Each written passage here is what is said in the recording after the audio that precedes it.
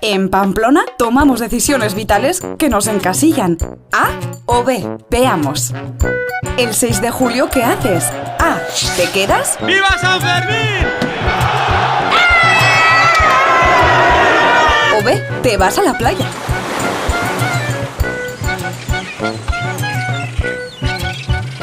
En San Fermines. A. ¿Eres corredor divino del encierro? O B. ¿No te pierdes el encierro de la Villavesa? En nuestra peculiar Nochevieja. A. ¿No sales de casa? O B. ¿Te disfrazas?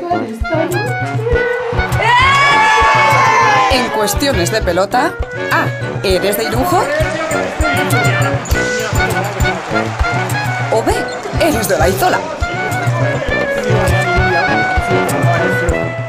Tranquilidad. En Pamplona hay una decisión mucho más importante que ya no tenéis que tomar.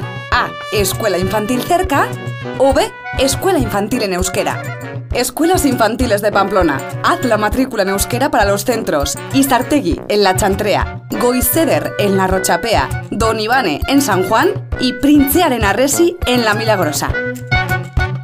Su futuro en euskera cada vez más cerca.